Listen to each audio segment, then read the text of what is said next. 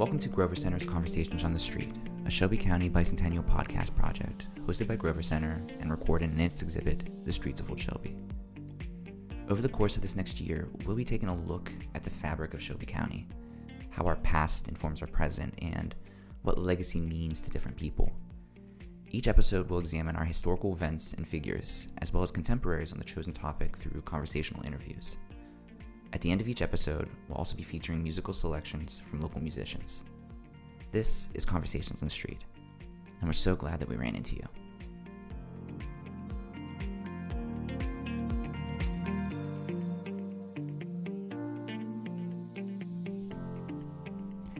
In 1822, more than 4/5 of Indiana was covered in forests. In Shelbyville, one settler remarked that the forests were so thick and fallen trees so large that water stood where it fell, that it sat until percolation or evaporation took over. The platting of Shelbyville was still a year off, and even after Abel Cole submitted the map to the commissioners, the configuration of the new town existed only on paper. The public square only took shape in art and imagination. Yet the function of a square, established with the Greek agora in 500 BCE, was already in use, a public gathering place for market purposes, and a canvas to paint the public's voices upon, a place to share, create, and have conversations with community members and with politicians. In fact, early into Shelbyville's development, the new community members gathered at the crux of a tree to hold the community's first election, selecting Major Ashbel Stone as the Major of Militia, a position uncommon for the era or area, but chosen to match a perceived need by the people for the young community. This year marks the 200th anniversary of Shelbyville, and while we no longer have a Major of Militia or elections in the crux of trees, we still rely on the voices of the many to select a person or people to serve the community and to help meet the community's needs. The office of mayor in Shelbyville was created with the town's incorporation in 1850 under the state's previous constitution. 156 votes were cast, and George Carruthers Sr. was elected the first mayor of Shelbyville. Other than a name, we don't have much more on Mayor Carruthers.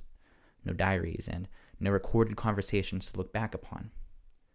With that in mind, I turn our attention to 172 years after the first mayor of Shelbyville was elected. Our podcast not only allows us the opportunity to capture the thoughts of elected officials, but also their voice. Today, I'm joined by Shelbyville Mayor Tom DeBon. Thanks for joining us today. Happy to be here, Alex. Thanks for having me. You know, before we get into legacy and all of the other things that we usually touch on in this podcast, let's start with who you are. Tell us about how you became mayor, how long you've been in this position. Well, so you kind of have to go back to my college days. I went to Franklin College, and they required an internship as part of your experience. So I was an intern for Jim Lisher, who passed away recently, former prosecutor. And my second semester, my senior year, I worked for him and had thoughts of potentially going to law school. And in the process of my internship, I made some very key friendships with some folks. And one of those was Bob Williams. Bob was former police chief. He was former city councilman. He ultimately became mayor. And in 1993, he hired me to run his planning commission.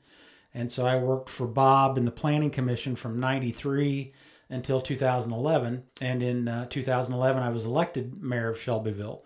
So in that period of time, I had worked for Bob Williams, Betsy Stephen, Frank Zur, and Scott Ferguson. So I'd worked for 4 different mayors, 2 Republicans, 2 Democrats. And so in the opportunities that I had working for those 4 individuals, I saw a bunch of things that I thought could be done differently had I been the mayor. And when the opportunity presented itself, that's why I ran. So you were elected in 2011. Correct. Started in 2012. Correct. I'm in my 12th year, or 11th year as mayor. But a lifelong resident of Shelby County? Yeah. So I was born in Montana. My dad was in the military at the time and was deployed, or not deployed, but stationed in Great Falls, Montana. He was a jet engine mechanic on fighter jets. And we had some distant family out there anyway. And so we stayed out there for a little bit. But then by the time it was time for me to enter into elementary school, we had moved back onto the homestead that's been in our family since the 1850s. And my parents actually took over the family farm. And so I went to Flat Rock Elementary, and then Southwestern High School, and then Franklin College. So the majority of my life has been spent in and around Shelby County. How has Shelby County changed from your childhood to today? You know, it's funny. When I look at Facebook, there are so many different niche groups out there. There's the Flat Rock, Norristown, Lewis Creek group that I follow because I know all those people, and it's been a great opportunity to reflect on what that was when you had Cochran's Grocery in Lewis Creek, and you had all these mom and pop establishments in the county. Norristown had a grocery, Marietta had a grocery, and you came to Shelbyville, and Shelbyville had multiple jewelers and things like that, and all these, again, family-oriented or family-owned type businesses. That's been the biggest change that I've seen. It's been the commercialization and the loss of those types of locations. And so now what I'm seeing is kind of a return to that. I think it's been interesting from my point of view, being born in 1964, living through the 70s, the 80s, the 90s, and now in this millennium, seeing how we've come kind of full circle, or starting to come full circle back to those that desired mom and pop type of environment, especially in our downtowns and smaller communities. In your time as mayor then, what kind of changes have you seen that you've been a part of that you're particularly proud of? Well, it's funny, again, taking a step back as planning director, we went through a significant amount of planning and future planning for what the community could look like. We recognized that we needed to attract new residents. We recognized that we needed to attract new talent because that we were an aging community. And so our comprehensive plan and small area plans specifically dealt with those things. As mayor, it's given me a great opportunity now on the implementation side. The public square, we're January of 2022 here. The public square is essentially complete with the renovations minus a few outstanding punch list items. And that's something we talked about in 2006, 2007. And for whatever reason, those things didn't get done by prior administrations. And so I took it upon myself to say, look, we received a lot of public input on this. We received a lot of feedback on what the downtown should look like and the function it should serve. We owe it to the community to follow through on those things. And so those are the things I'm proudest of. The other thing would be the educational programming that we've started as a community. We knew that as a region and in comparison to the state, we had lower educational attainment levels for post-secondary, meaning people who've graduated high school. We weren't following the trends in the state or in the region that our kids were getting additional education after high school. And so we knew that was a problem because other than agriculture, we are a manufacturing community. And we had been hearing for several years from our industry partners that we weren't providing them with an educated workforce. And so we started the programming for those things with the Rose Holman project with Project Impact, or Advantage Shelby County, or the charter school with the Excel Center for our adults. And then, the programming we're doing now with the Early Learning Center that we're getting ready to build soon, hopefully. And so those are the things that will impact people's lives for generations, and we talk about generational poverty. We talk about generational crime and addiction and things like that. And we see the data that tells us that children who are not prepared for kindergarten check a lot of boxes. That means that they have more obstacles in their life than someone who is kindergarten ready. And so I think for us to truly make a meaningful change in the lives of the people in our community, we have to literally attack those things at its base, and that is kindergarten readiness. And there's more to that. It's more complicated, but it's about that wraparound service. If a kid isn't kindergarten ready, is it because dad's out of work, or one of the parents is incarcerated, or there are substance abuse issues, or if they're food challenged or homeless or whatever? And so this is our way in that door to deal with those root causes. So those are the things that I'm proudest of, Alex, because those are the things that are meaningful change that will change the trajectory of the lives of a lot of people for the better. Foundational change, the kind of building blocks, the very sub-level of this seems to be at the heart of a lot of these projects that you just talked about. How much does that factor into when you're approaching a project, when you're deciding for the city to begin into a project? Well, I think it's just like anything else. The city has two basic functions. One is to provide those basic services. So, the streets get cleaned, the snow gets plowed, the toilets flush, trash gets picked up, you could dial 911, somebody shows up and responds. The other thing is to work as a community to improve the lives of the people that live in it. When we are approached or when we're developing projects, it is what is the outcome? What's the potential outcome versus the cost, and who is going to be the greatest beneficiary? And so that's really kind of the matrix of decision making that I use, and that's how we attack those things as a team. And the team is large. The team is hospital, education, county government, city government, and all of those agencies in between, law enforcement and teachers and just everyone. And in most cases, it's industrial leadership or it's the citizens in the community. I mean, none of this has been done by one person. It's not been so much governing by consensus, but it's certainly been developing the path forward and then bringing in the needed input to create the details of implementation. Dealing with all of those different personalities, dealing with these projects that have a wide gamut, I'm curious to what a day in your life looks like. I think it depends. There's two different variants of that day. And funny, I use the word variant because we're dealing with a pandemic right now.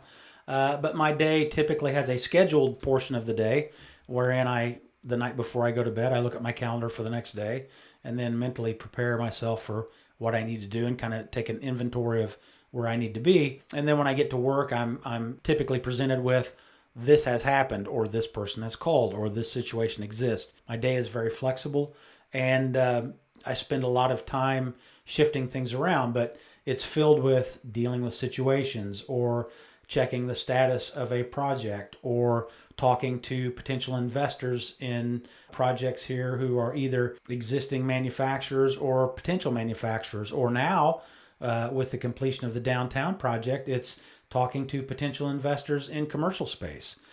We've got one space in particular that we have two, potentially three different independent groups looking at revitalizing that space. So almost overnight, we went from no one being interested in our downtown to a significant interest in our downtown. And in this case in particular, people feuding over this one space in our downtown. It is everything we said it was going to be, but we now can show people that we knew what we were talking about. I'd like to jump back to your experience as a city planner. Mm-hmm. You had mentioned that you were a part of multiple mayoralships from both parties. Mm-hmm. One of the things that I'm interested in is working with people from different political parties. What differences did you see in their leadership? Right. And then how has that changed? Has it changed today? The good thing about local government is you see very little partisanship. Now, there will be individuals who will approach you with their particular philosophy on, right wing, left wing, conservative, liberal, whatever. But by and large, the people that I've interacted with in the last nearly 30 years, very few of them have been interested in a political ideology as much as they've all been interested in what's better for the community. How does this make Shelbyville, Shelby County work? How does it benefit the people in the community? And so I've been fortunate. I mean, there have been those occasions where a particular mayor or a particular city council person would approach me and say, I don't think that's a good idea. It's going to agitate this group of people, or this may be a hot button issue for these voters. But by and large, it hasn't happened very often. It's been pretty easy to build that group, that core group, to move the community forward. Now, I will say that the cooperation between city and county government, between the schools and the industrial community is stronger than it's ever been. I can't take full credit for that because, again, a lot of these people are people that I worked with in a different capacity when I was the planning director. But now, as mayor, I've realized my biggest strength is the ability to convene. And so it's my opportunity to pull people into a room and say, this is the problem as I perceive it. Do you see it the same way or closely? And can we work together to solve it or improve it?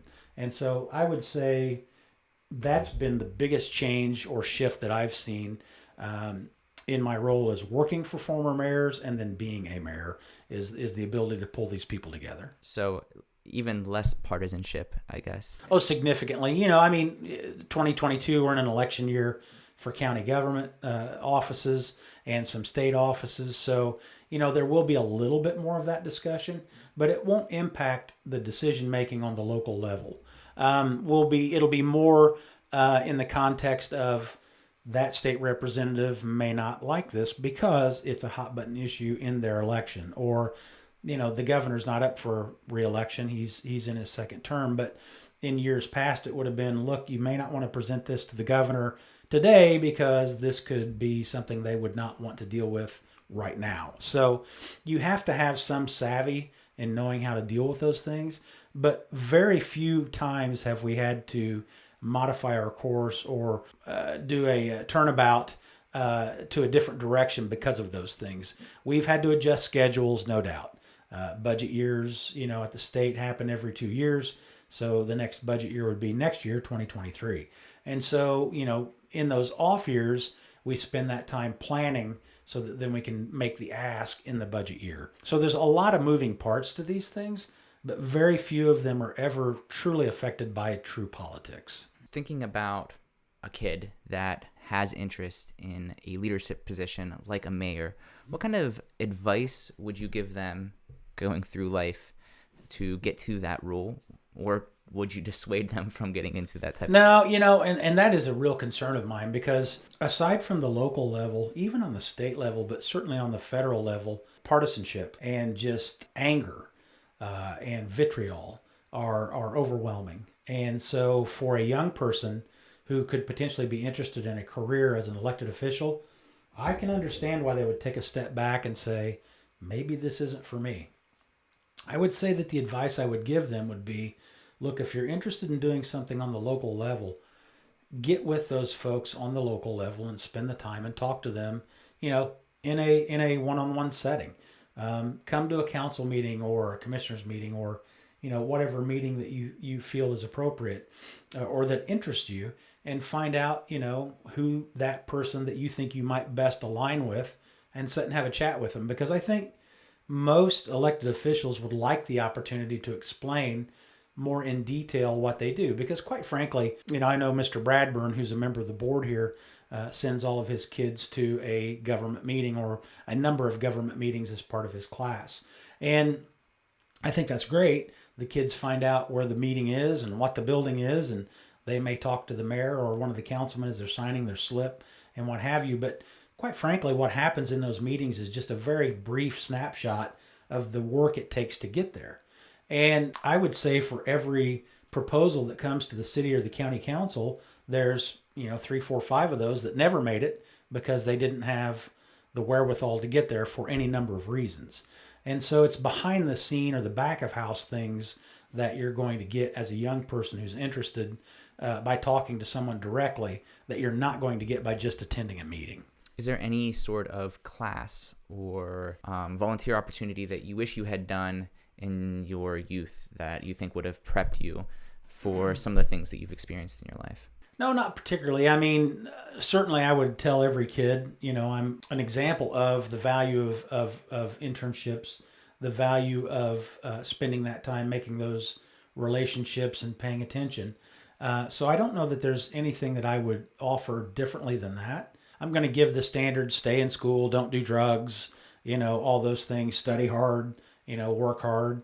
The world doesn't owe you a favor. You get through life by your achievements. I'm not as naive to say that it's not about who you know, but it's then capitalizing upon those opportunities.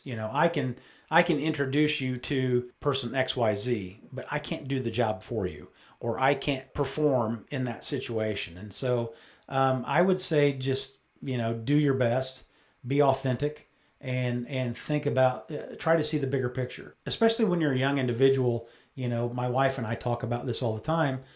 We've got a 22-year-old that will be graduating soon. And, when we were graduating from college, it was, well, I'm a graduate now. The world is going to come knocking on my door because they need me. And then you find out, the world's going to go fine with or without you. You've got to make your own way in life. And so I think a lot of that is to my 22-year-old daughter or any person that's been through that situation. It's about knowing your value and knowing how then to leverage your value into that position that you want to get where you'd like to go. When we think about legacy, we often in this podcast talk about these things that are being handed down, passed on. Mm-hmm. In your role as mayor, it's sort of a different version of legacy, what you inherit from a predecessor and then what you leave behind. Could you speak to legacy in your role? Well, in my world, and you touched on a little bit, it was you inherit the policies of the administration, and not just the immediate administration, but the administrations before you. As a mayor, we're subject to 4-year terms. And I would challenge anyone who walks into that office, regardless of the amount of experience beforehand, to really feel like they know what they're doing within the first year to 18 months. Because it's going to take you that long to figure out the routine with the council, with the Board of Works, with your department heads. In my first 7 days in office, first 10 days in office, we had a homicide, we had a police action shooting, we had a traffic fatality, and then not long after that, we had a flood. And so, there's no mayor's school, no newly elected officials training that's going to prepare you for those things. And so you are dealing with those things in addition to the things that you've inherited, either budget items or policy or things like that.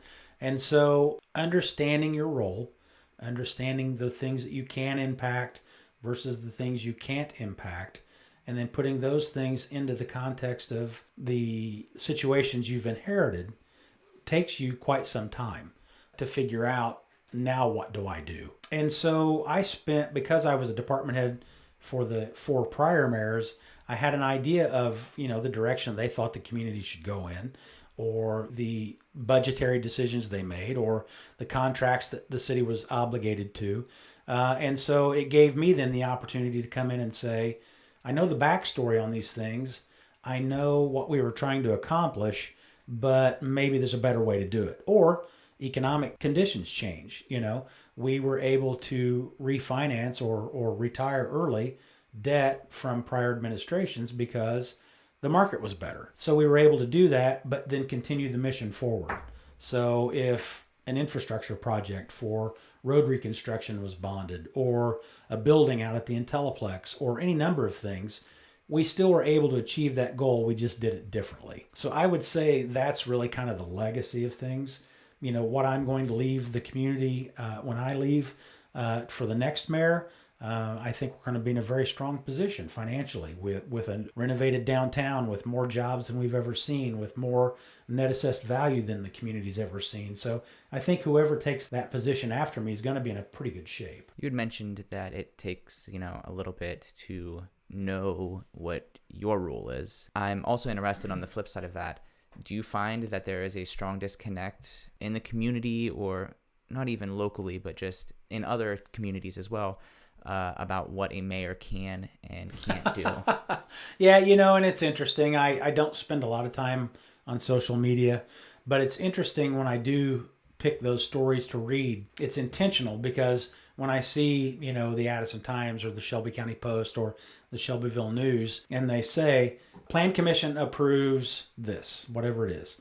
And then I read the comments, and the comments are, the city needs to bring Target. The city needs to open this. The city needs to do that. And a lot of that is just a lack of understanding of government's role and their ability.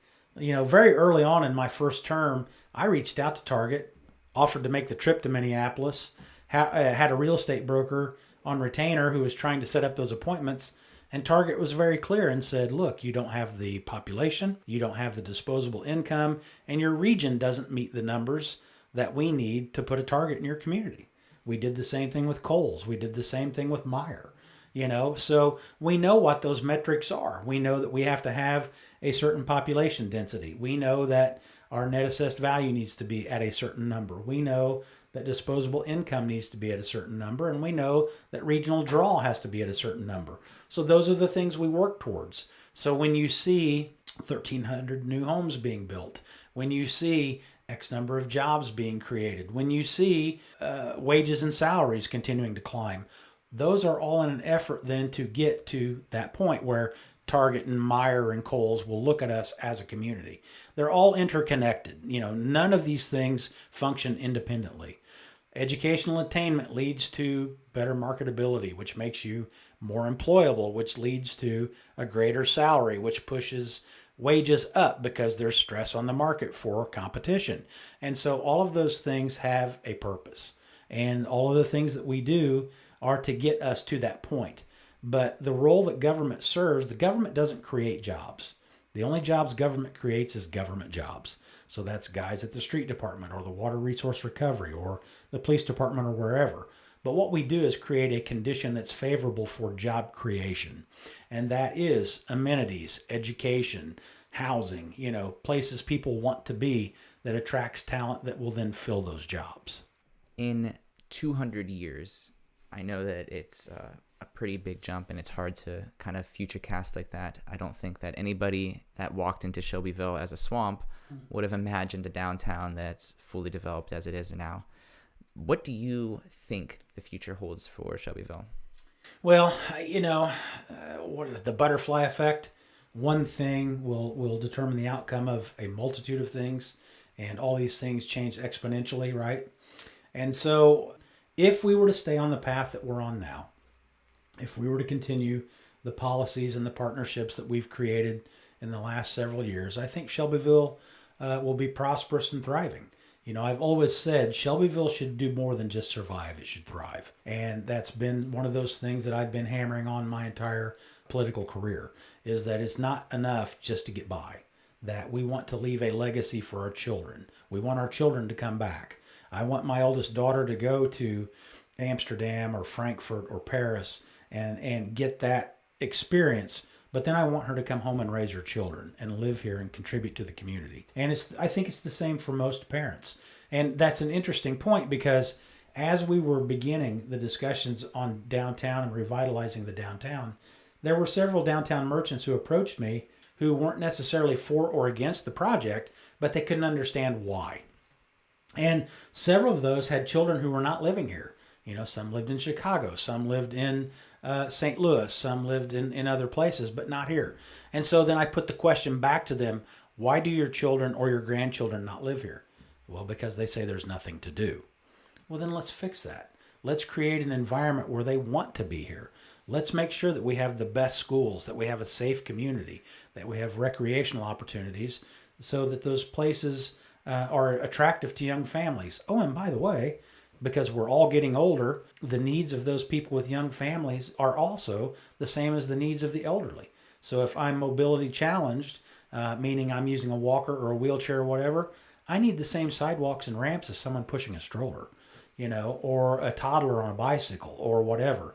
And so safe, clean neighborhoods, educational opportunity, recreational opportunity, those are the things that I think will continue to grow for the next 200 years. One of the biggest missteps, I think, in our history books is the lack of mayoral voices from the past. Mm-hmm. If I were to sit down and do some research, other than maybe city meeting minutes, I'm not going to actually be able to hear what that mayor was thinking. Right. This type of technology presents us with a unique opportunity. What would you want that mayor 200 years from now to understand? What would you hope to pass on to them? Or what kind of conversation would you like to have? Well, my belief is that the mayor 200 years from now will have the same goals as the mayor had 100 years ago. And that is that we're looking for opportunities to benefit and to improve the lives of the people who live in our communities. The Grover Center provides a great opportunity for some insight. When I look at McFadden's book, or I look at John Wetnight's book, or any of the other local history books, there are some glimpses there. with the Addison Times and the discussion about what happened 10, 20, all the way back to 100 years from now. There's a glimpse there as well. And so I would say that there is some opportunity in this being our bicentennial year. There's some opportunity to look at those things and see that the intent has been pretty consistent. I had the opportunity to know Jerry Higgins, who was a former mayor, Ralph Fanata, who was a former mayor, and some of those folks. And in all of those informal discussions, it's always been about what's been best for the community. Now, their methodology may be different than mine. We're talking micro and macro. So on the macro side, we all want the same thing, but in the micro, they may have done things differently or hoped for different outcomes. And I think it'll be the same 200 years from now. Is your office the same office that former mayors would have had, or would you have been located? Well, so remember that City Hall burned down in 1927. And so my office has been the same since the mayor's in 1928. Mm-hmm. That's correct. Yeah. And so yeah, there's some history in that building for sure. And so, Ralph Fanata's office, Jerry Higgins' office, Bob Williams, all of them, we've all had the same office.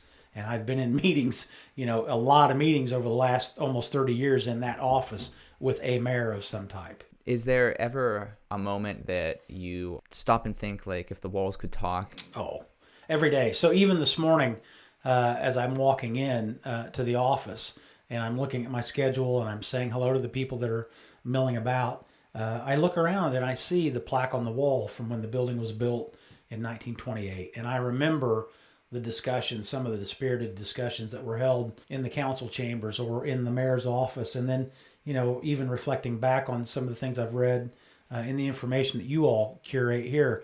And so I think, yeah, there's some great history here. You don't have to go to the Library of Congress or you don't have to go to the rotunda at the State House. You really can sit right here and see some pretty significant things that have happened. Well, Tom, is there anything else that you would like to include that we didn't touch on today? It's a great opportunity for me to be here. I don't think that people fully understand the value that the Grover Center brings to the community. And one of the things, and I don't know that you've been given, you and your staff, the credit you deserve, but when we were doing the downtown renovation project, we leaned on you guys heavily for the history of the fountain, the history of the statue.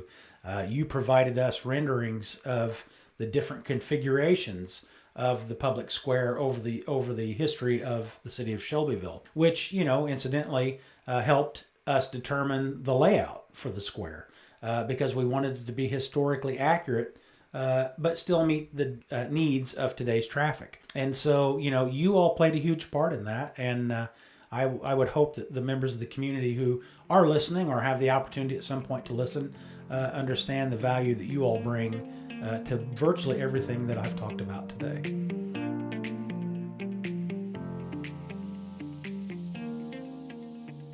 Established in 2018, Encomium Ensemble is a 3-member group based in the central Indiana area that plays a unique blend of music focused on the style of early music. Using a variety of instruments, they play songs from all over the world, some of which date back to the 1500s, and one song can even find its origins in the mid-500s. The word encomium itself has historic roots. A Latin word derived from Greek, it refers to a speech or piece of writing that praises someone or something highly. As many of the ensemble's musical selections have been used as a setting for poetry or hymns, the word is certainly fitting.